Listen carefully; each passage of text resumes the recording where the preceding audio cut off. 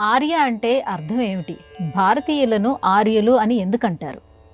దాన జపగ్నిహోత్ర పరతంత్రుడనేని భవత్పదాంబుజ ధ్యాన రతుండనేని పరదారధనాదుల నెంచనేని సన్మానముతోడ సదనమునకు చేర్చుము ఇనుండు పశ్చిమాంబోధి పయోధిన గృంకకమున్న హవ్యవాహన.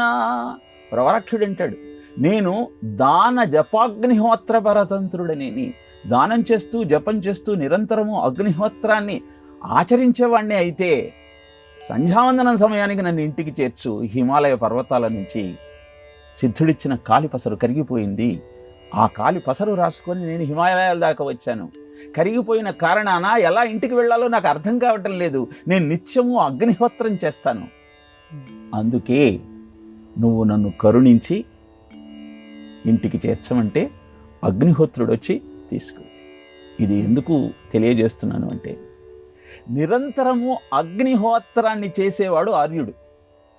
వివాహాది సమయాల్లో పెళ్ళైన తరువాత ఆ వధువును తీసుకువచ్చి ఇంట్లో ఉన్న అగ్నిహోత్రాన్ని యజ్ఞగుండంలో వేసి ఆ పిల్లవాడి తండ్రి అంటాడు, ఈ అగ్నిహోత్రాన్ని కాపాడాల్సిన బాధ్యత నీదే. అలా గృహస్థు యొక్క అగ్నిహోత్రాన్ని కాపాడుతూ అతని యొక్క తేజస్సును వృద్ధి చేసేదే ఇల్లాలు. ఇలా అగ్నిహోత్రాన్ని నిరంతరము ఆచరించి అనుష్ఠానం చేసే వాళ్ళనందరినీ ఆర్యులు అంటారు. ఎక్కడి నుంచో వచ్చిన వారు కాదు. ఇక్కడ ప్రతినిత్యము అగ్నిర్వైముఖాదేవాహ, దేవతలకు అగ్నిముఖంగా హవిస్సును సమర్పిస్తూ దేవత అనుగ్రహాన్ని పొందుతూ దేవాన్ భావయతానేనా తే దేవా భావయంతవః పరస్పరం భావయంతః శ్రేయ పరమవాప్స్యత అని భగవద్గీత చెబుతుంది. జీవితాన్ని యజ్ఞమయం చేసుకోవటమే భారతీయ జీవన విధానంలోని వైశిష్ట్యం. యజ్ఞము చేయటము అంటే త్యాగమే యజ్ఞము. యజ్ఞోహై విష్ణు, విష్ణు స్వరూపమే యజ్ఞము.